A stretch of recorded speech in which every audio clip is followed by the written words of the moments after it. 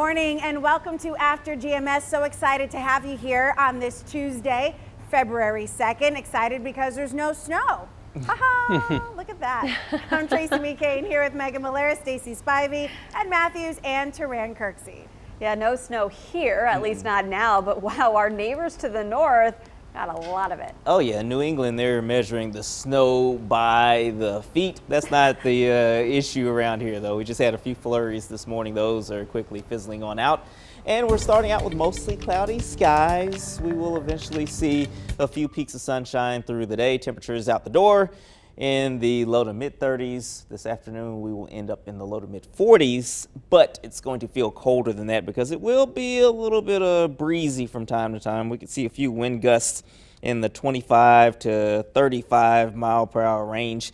And so make sure you bundle up if you're going to be outside today. We will see a bit of a warm up as we head through the rest of the week. High temperatures back in the mid 50s on Friday. And the trade-off there is going to be the increase in rain chances as well. I think we have a pretty decent shot at rain moving through on Friday. And then for the weekend, there's a lot of uncertainty in how things are going to shake out. So Ed and I have made a pact. We're not going to talk about the weekend at all on TV. So there you go. I'm kidding a little bit. Well, things should become clearer as we go through the next few days, but there is still a lot of uncertainty. There are a couple of different scenarios that could unfold, and it's still winter after all, so that's all I'll say. So basically, don't ask you about it. Nope, not talking about it. Okay. I'll talk about it tomorrow, maybe the next day. Right, nope, so not today. Not today. So it's a 6-day forecast. It is.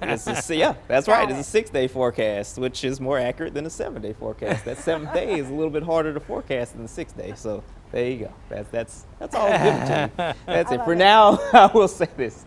It looks like we'll have a chance of some rain on Saturday and maybe some precipitation Saturday night into Sunday. I'm so excited because I'm starting to pick up on your sarcasm, and for a minute I didn't think I'd ever get it. And now I do. I'm like, oh, that's sarcasm. I can keep a straight face when I'm saying things that are absolutely ridiculous, so there you go. So exciting. I think you were being serious, though. I don't think that was sarcastic at all. I mean, I don't want to talk about the weekend, but, you know, that's what I get a paycheck every 2 weeks to do. So if I need to, I will. Yeah. I just prefer not to right now because there are a lot of things that could happen this weekend, and we're not sure. So there you go. Just being honest. Right. Well, one thing we are sure about, at least in terms of groundhogs, 6 more weeks of winter. Yep, Punxsutawney Phil made the call. So we want to jump right into our first conversation about it, Stacy. Yeah, this is a tradition, an annual tradition, where everyone waits and sees if Punxsutawney Phil sees his shadow or not. And like Tracy just mentioned, he did. So that means 6 more weeks of winter, which is pretty fitting considering it's snowing in Pennsylvania this morning where the official ceremony happened. And this year's event was actually held virtually due to the pandemic. But even before the big reveal, we asked you to weigh in about if you were hoping for more winter or ready for spring. And it seemed kind of split in our responses that you texted us in. One viewer says, springtime is beautiful and my favorite season. It can't arrive soon enough for me. Benita adds, more winter. It's been a mild winter so far for North Carolina. 1 good snow. Another viewer writes, I pray for early spring. And then Elizabeth shares, which it's my favorite, says, I trust Ed and Taran more than I trust Phil. And I think that we all do. But guys, I mean, I just heard Taran talking about this weekend weather that he doesn't want to talk about. So it kind of seems like it's lining up a little bit with what Phil may have to say. I don't know, but I'm hoping that it stays warm. We'll see. Well, Taran, you kind of take issue with what Phil predicted because it was snowing in Pennsylvania this morning and you need at least a little bit of sunshine to cast a true shadow. So how did he see a shadow? Exactly. I'm trying to figure that out myself. It's snowing, so clearly it has to be cloudy, right? I don't know. I did see the guy lean in and have a conversation with the groundhog. So maybe, you know, the groundhog looked and measured the light. Kind of like a photographer was like, oh, there's just enough of a shadow here to count, and so that's why they went with that scroll. So there you go. I have no idea. I was confused. How do you see your shadow when it's snowing? But I mean, their top hats were all leaning into his Exactly. face, like not giving him any space No. at all. So maybe it was their hats that caused the shadow, Tracy. I don't know. I'm perplexed as well. Oh, did you say my name? I couldn't hear you. What did you say? No, what do you think about the prediction? Oh, well, you know I wanted an early spring, and I was just talking with Joe about this. Joe said, you know, it makes no sense because spring is in 6 weeks regardless, which is actually true. You know, so if you think about it, we're going to have spring in 6 weeks no matter, but will it feel like spring when the day gets here? I hope so. And that, again, is in 6 weeks, so I get it. But I think it's kind of a funny tradition that people just, you know, kind of like lean towards because it gives them hope that maybe whatever nor'easter they're in the middle of, they'll get out of it soon. You know, luckily we don't have those conditions here. Yeah, thankfully, Ed. No 2 feet of snow on the ground there in the weather garden with you. No, I'm happy to report starting to see a little sunshine out here in the garden. I say that Phil doesn't get any more treats today. Put him back in his barrel and let him go to sleep, and we'll wake him up next year. You know, it's a fun thing. You know, Groundhog Day, the second day of February, it's just a lot of fun. It kind of makes us laugh and joke, and certainly is a great way to start a conversation today as well. But quite frankly, I put about as much faith in Phil as I do most of our computer models. And that's really low. Our models in the winter can just tell us all kinds of different crazy things. But it's fun. I think he just needs to go back to sleep since he saw his shadow. I think we need a second, third, and fourth opinion. What, doesn't Lexington have a pig? We gotta check in with the pig. Our sister station down in Tampa, apparently the Tampa Bay area has a gator. Oh. And the gator saw his shadow as well. Oh, no. But do they really have winter in Florida anyway? Exactly. This is You know? And they do You get real really sunshine. trust an animal anyway. We just got to keep trotting out different animals till we get the result that we want, right? Like, all right, well, the chicken is not seeing its shadow, so we're good. Yeah, you like turtles and frogs. That's so right, turtles bring and one of them frogs. out. Yeah, bring the amphibians that don't have big sharp teeth out, and I'm with it. I will say over the years, I've been live for the pig reveal in Lexington, as well as the Greensboro Science Center's groundhog predictions, and they've actually been right for the years that I was there. So I don't mind bringing those animals back to the surface. Punxsutawney, I have issues with him, but it's okay. He's far away, and I can't get to him. Well, Carol said she thinks the whole thing is just weird, Stacey Spivey. Yeah, I mean, some people have been saying, like, this just makes no sense. Another person had said that they think it's, Matt said, weirdest tradition ever. But it's all fun and games, right? I love reading all these comments. Joanne said, spring, spring, spring, please. My old bones are frozen. Oh, no. It is really cold outside. Let's see. Joe also said, that's why I moved down here from Maine. I feel bad for my friends up there. And Nadine said, I've got to watch Groundhog Day today. Yeah, that's a great movie. And Jason made me laugh. He said, did Turan see his shadow? I did not because the sun wasn't up, but that counts, right? So Early spring. early spring, everyone. All right. There you go. We'll go with it. By the way, Wanda said Burlington had a goat who told the weather, but he passed away. Oh no. Oh. All right. Let's get to our morning headlines before our second conversation. A lot to talk about today on the COVID front. An update from Governor Roy Cooper and the COVID task force team this afternoon at 2. We can expect them to discuss aspects of the vaccine rollout and case numbers in our state, which have looked better as of lately as far as slowing the spread of the virus. You can watch today's update on WFMY and WFMYnews2.com at 2. The Guilford County Health Department will start booking new COVID vaccine appointments today in 5 minutes. County health leaders say they have 5,000 appointments available for Thursday through Saturday. The appointment phone number is on your screen. You can also log on to the County Health Department website, which is healthyguilford.com. The phone line will stay open until slots are full. And again, that website on your screen and available as well. Some encouraging news on the vaccine front. FEMA giving North Carolina $103 million to help pay for vaccine distribution. This will continue to help vaccinating those eligible in the current groups 1 and 2.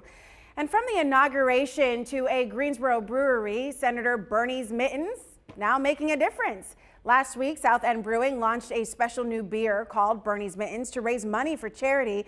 The $1,500 raised will now go to the Out of the Garden Project, which is a tried organization that helps feed families. Greensboro City leaders talking about another way to help people pay their bills during the pandemic. WFMY's Candace Red with information on this new rental assistance program and when it will take applications. The U.S. Department of Treasury recently awarded the city of Greensboro with nearly $9 million in funds to help keep struggling families in their homes. We know that the funds come from the Emergency Rental Assistance Program. The program makes $25 billion in funds available to assist households nationwide that are unable to pay rent and utilities due to the ongoing COVID-19 pandemic. Congress established the program through the passing of the Consolidated Appropriations Act of 2021 back in December. Well, city officials say the funds will be used to provide assistance to eligible households through existing or newly created rental assistance programs. Well, that includes helping families and individuals pay monthly bills such as rent, utilities, and other housing expenses. Stan Wilson is the director of the city's Neighborhood Development Department, and he says help is also available right now for those in need through other assistance programs and nonprofit organizations.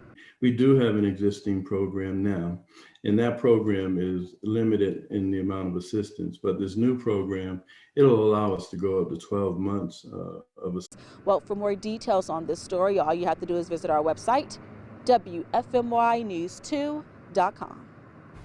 From groundhogs to sock puppets, we're keeping the conversations rolling today.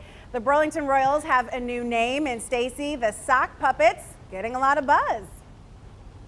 Oh yeah, it's all over Twitter, and if you've had a chance to see what some people are saying, it's really a fun conversation.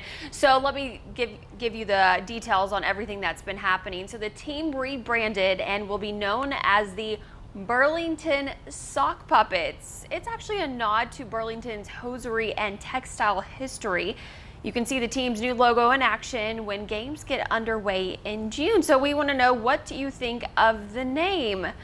And Taran, we know that you actually wanted to chime in on this, so I'm anxious to hear what you have to say. I think it's great. Anything that gets folks talking about some of these smaller towns that have the smaller baseball teams, certainly a good thing. And now it almost seems as though all of these baseball teams are trying to outdo each other with the names. I think Sock Puppets is awesome.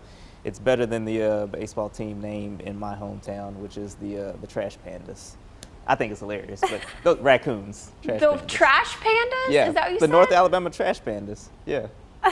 Wow. That might top this one. But no, I like the sock puppets, and I like how they did the little sock puppet thing on Twitter. It's excellent. And again, we're talking about it, and that's always a good thing, especially for these smaller towns. Yeah, Nadine thought today was April Fool's when she heard this name, but it is, as we reported, a nod to Burlington's rich history in hosiery and textiles. And so I agree with the fact that it is historic and it is getting people talking, which I think is the intent, you know, drum up some interest in this team, get the support out there. Tracy, you explained so beautifully earlier about, you know, your hometown's history and why this is so meaningful. Well, I didn't grow up in Burlington, but I have a lot of family who did, and obviously I'm from this area, so it made a lot of sense. As soon as I heard the name, I'm like, oh, okay, Burlington is a textile community.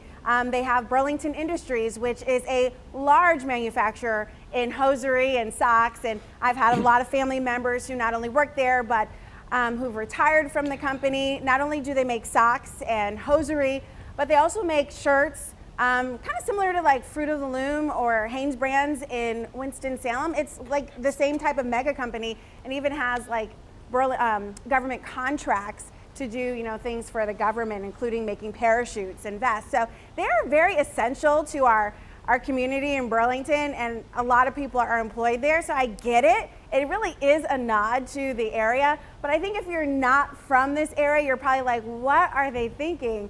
But of course, I heard it and I was like, oh, makes sense. Ed Matthews, what are your thoughts? Oh, my thoughts are, when the first time I heard it, I went, what? And then, I just kind of said it over and over in my head, and I said, well, that's kind of cute, you know, a cute mascot. And then, of course, Tracy McCain, as she always does, just completely changed my attitude in my mind. And you know, talking about the textile industry and being a local boy, duh, I don't know why I didn't figure it out. But Tracy, I'm with you. It makes total sense. I think it's a cool name. It's an awesome PR ploy. And congratulations with the team or the individual that came up with that name. Good job. Well, Patricia wants to know, why couldn't they have just named it the Burlington Socks and left off the puppets? You know, SOCKS, not like the SOX, which is the team name of several professional, or two at least professional teams. So, Stacey, what else are folks saying on our feed? Yeah, well, Jason says he can't wait to get a hat. Our Brian said, that's not a very intimidating mascot. Carol says, you're joking, right? Sock puppets, is that all they could come up with? So I think now that people kind of know why, they may be a little more accepting of it. And then our Brian continued to say, the grasshoppers, that's not as intimidating either. So, but Cindy did come up with something smart. She said, sounds like advertising for small children to attend with their families. So maybe that's why they went with the sock puppets instead of socks. Also, I just think it's just so unique, and they really wanted to be unique, have a name that no one else in the entire U.S. has for a minor league baseball team, and something that will just stand out, which I really think that they accomplished. And Taran, when you mentioned the trash pandas back home, it had me thinking about the minor league baseball team in Northwest Arkansas. Now, their name is the Naturals because Arkansas is a natural state, but y'all, the mascot is a Sasquatch. I love it. There's another one for you. You know, having covered Bigfoot stories in our area, there are people who are convinced Sasquatch is real. So, you know, we got to go with it. There are a lot of forests up there in the Ozarks, so you never know what's hanging out up there. Maybe pose for a picture for the logo. That's great. Listen, I don't know about you guys, but I just want to see the mascot in Burlington. Yes. You know, I want to know, how's it going to Yes. walk? You know, how's it going to entertain the crowd? I'm curious about that. Like, I get the name. Okay, we've moved on from that. Now, what about the mascot? Is it just a guy walking around with the just walking around With the puppet. No. Oh man, that's great. Or it could be a guy or a woman walking around with socks that go up to their knees, with some shorts, maybe. I don't know. I can't wait to see. I'm sure they're cooking up something good, and we're just got to wait until that first game to find out. Well, I'll tell you what, you know, it's pretty chilly out there right now, Ed. A good idea to make sure you have the socks pulled up as high as you can, right? Yeah, above your knees if you can do it, you know, and the thick socks. You know, we're down to around freezing this morning, and we're starting to at least partially clear things out from my vantage point here in the garden. I think overall kind of a mix of sun and clouds, but it'll be breezy and chilly today on our way to about 43, and then mostly clear and mid-20s tonight. Double pair of socks overnight, and then tomorrow plenty of sunshine, upper 40s. Clouds will start to build Thursday, especially in the afternoon. We'll keep it dry with the lower 50s, and on Friday, pretty good shot of seeing some rain, but by then, temperatures are in the mid-50s. I am so mad at Jason Hutchins right now for this last comment. I mean, mad in a good way. It's so funny. He's hilarious. He says, hopefully they won't wash it and dry it. I get lost in the dryer. As in the mascot. Where's my sock? Jason. So Oh, funny. gosh. Oh, man. All right. Well, look, we love it like when you smile, right? That's the main purpose, not only to inform, but also to leave you with a smile. So I think we got a few laughs in today, which is definitely the feel-good vibes we need for a Tuesday. No, for sure. Thanks so much for tuning into After GMS. We'll see you back here tomorrow at 7:45 on the News 2 Facebook page. Get out there and get to it.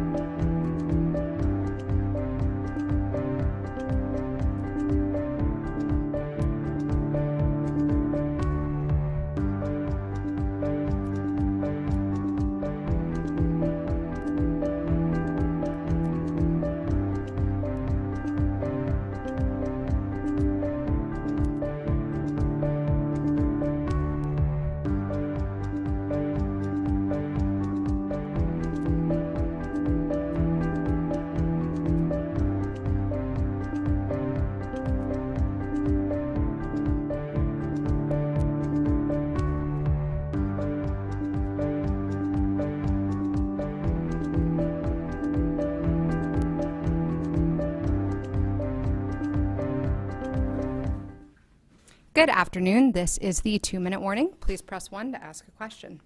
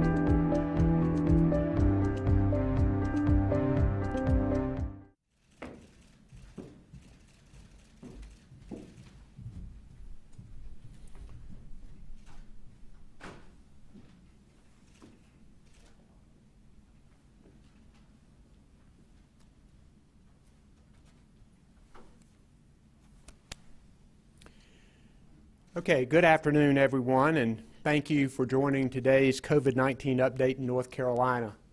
As of today, North Carolina has had 764,228 confirmed cases, 2,926 new cases reported since yesterday, 2,741 people in the hospital, and sadly, 9,409 people who've died.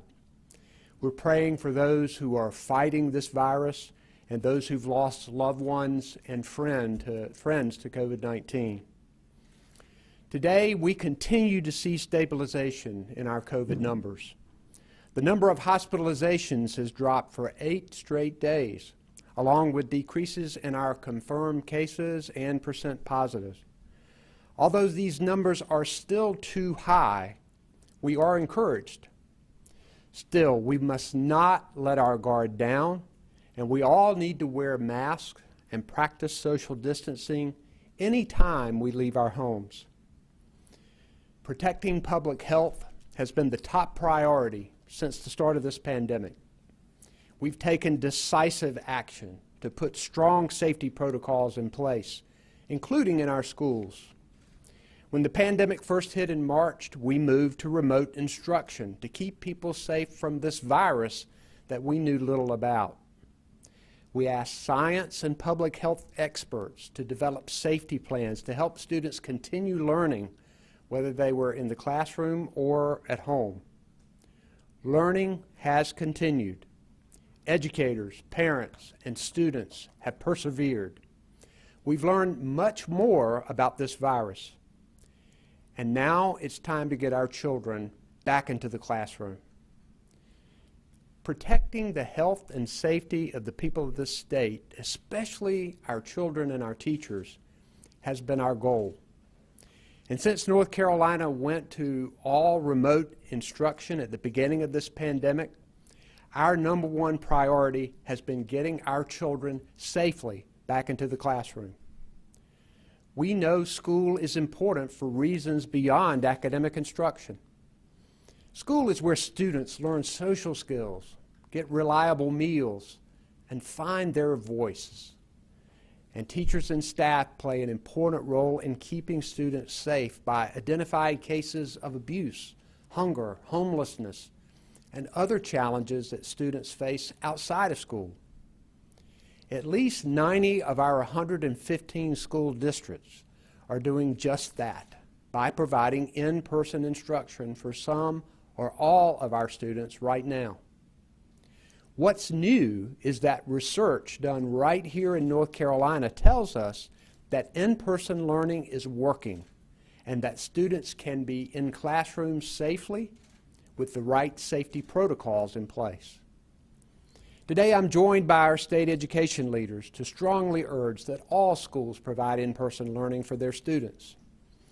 In addition, it's critically important that these schools strictly follow the safety protocols laid out by the Department of Health and Human Services. That guidance reinforces the importance of in-person learning while maintaining strong public health measures to protect students, teachers, staff, and families. Students should still have the option of remote learning the school year if that's best for them. And the teachers who are at risk should be providing that remote instruction. But students who are ready to return to the classrooms should have that chance. This pandemic has tested us in different ways, but our educators and school staff have never stopped showing up for our students. Our teachers have worked to engage our students, whether remotely or in person. Our custodial staff has worked to keep schools clean and safe. Our bus drivers have gotten meals to students and taken them to and from school safely. I know how hard you're working and that your state appreciates deeply your extraordinary service. Parents deserve a lot of credit right now too, and I thank them. We know they've served as teacher assistants at home on top of their jobs and other responsibilities. And our students have worked hard to learn amid unprecedented challenges. I'm so grateful for the way people have stepped up for our schools. Our team and health officials have worked closely with the Department of Public Instruction and Superintendent Catherine Truitt and the State Board of Education and its chairman, Eric Davis. We're committed to working together on this, and you'll hear from them in a moment. But first, I want to recognize Dr. Mandy Cohen, our Secretary of the Department of Health and Human Services. Dr. Cohen.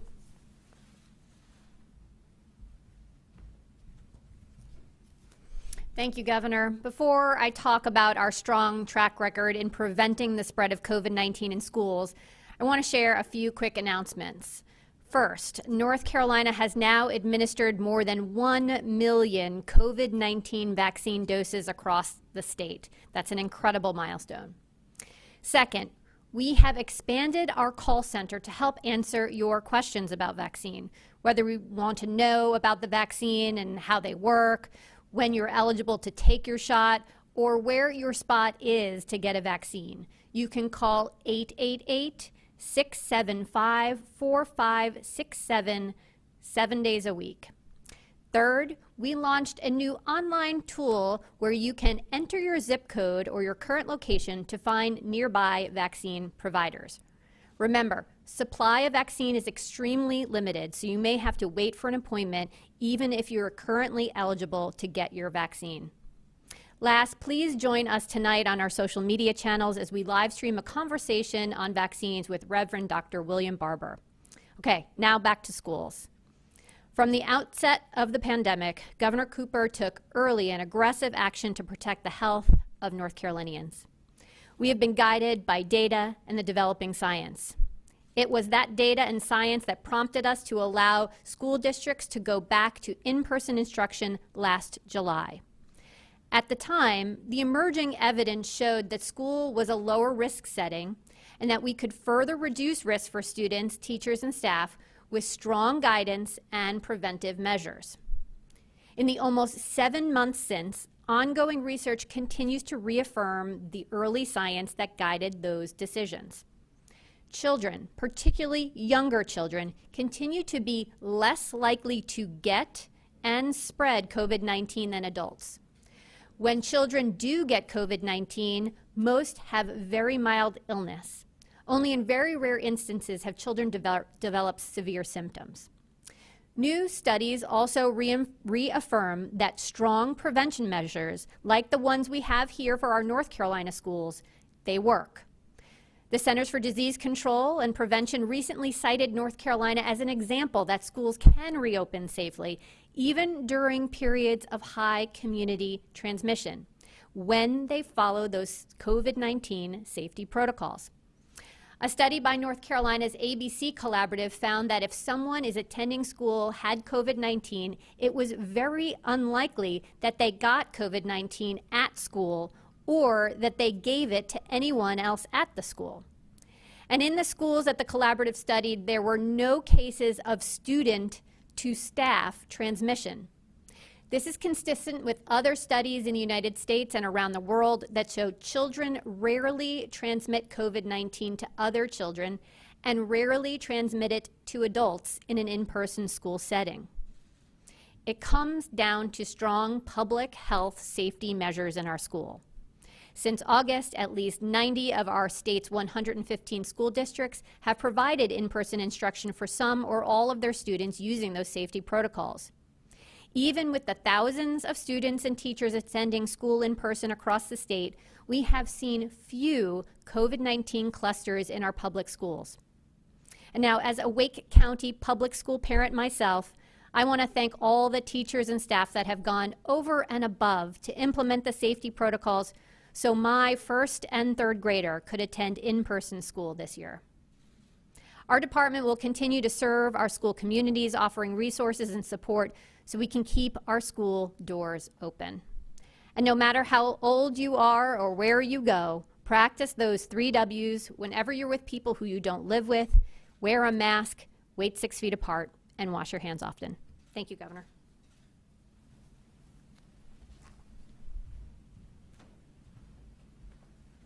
Thank you, Dr. Cohen. Next, I'll recognize Catherine Truitt, our Superintendent of Public Instruction. Superintendent Pruitt.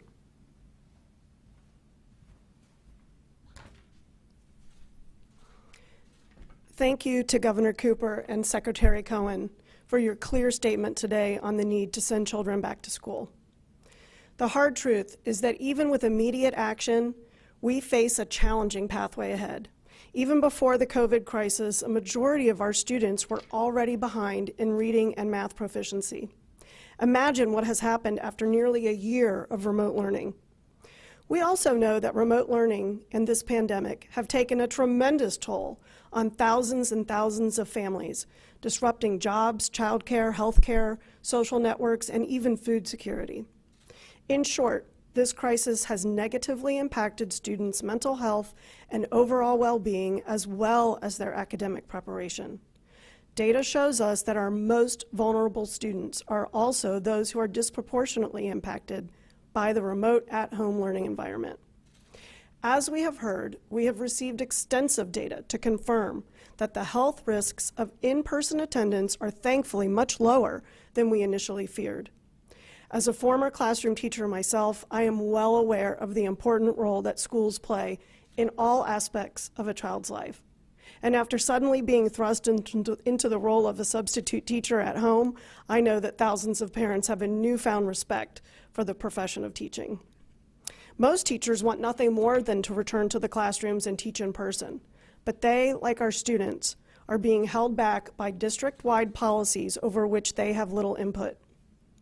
I understand that for many schools, the logistics of returning to in-person instruction 5 days per week may be a challenge, but this is absolutely a challenge we must face head on.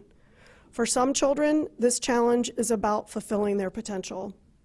But for others, it's as simple as ensuring that they have a chance in life.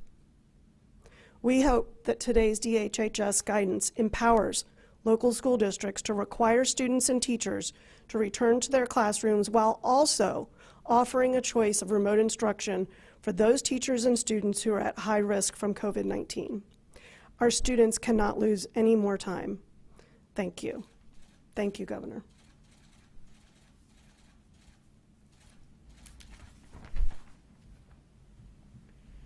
Thank you, Superintendent Truitt. At this time, I will recognize Eric Davis, the Chairman of the North Carolina State Board of Education. Chairman Davis.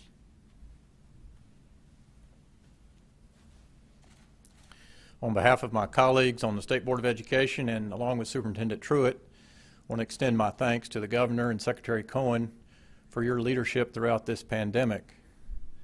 On March 14th, 2020, in partnership with Governor Cooper and Secretary Cohen, we made the tough decision to close our schools for in-person instruction due to the many unknowns about COVID-19. By following the science with a learning mindset to gain greater understanding and how to protect our families, and especially our teachers and students, we tasked our districts to create multiple operating plans to address the health and safety concerns in their respective communities. Since last March, and despite the heroic efforts of teachers, principals, and family members, too many of our students have not received the academic instruction or the social, emotional, or mental health supports that they so desperately need. Quite simply, not enough of our students are receiving the benefit of in-person instruction. We know that to equitably and fully address the needs of the whole child and every student, it's imperative that schools reopen for in-person instruction. Since August, public school leaders have proven the merits of the safety protocols that have kept our schools safe for students and staff, along with a remote instruction option for high-risk students and parents seeking such an option. The science is clear. It is safe to reopen our schools in accordance with the health protocols. Following the 3 W's, washing our hands, wearing our mask, and waiting 6 feet apart, we know the pathway to effectively reopen schools.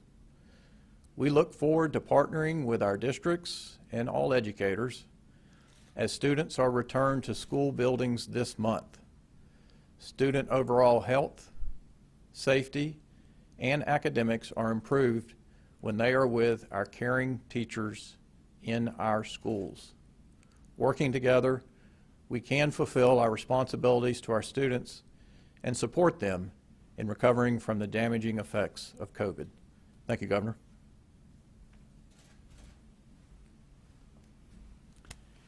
Thanks, Chairman Davis. Also, we have Monica McGee and Lee Williamson as our sign language interpreters. And behind the scenes, Jasmine Mativier and Erica Kugler are our Spanish language interpreters. All of us are available to take questions, and we'll begin with the first one. If you can identify your organization and yourself, please. Our first question is from Claire Donnelly with WFAE.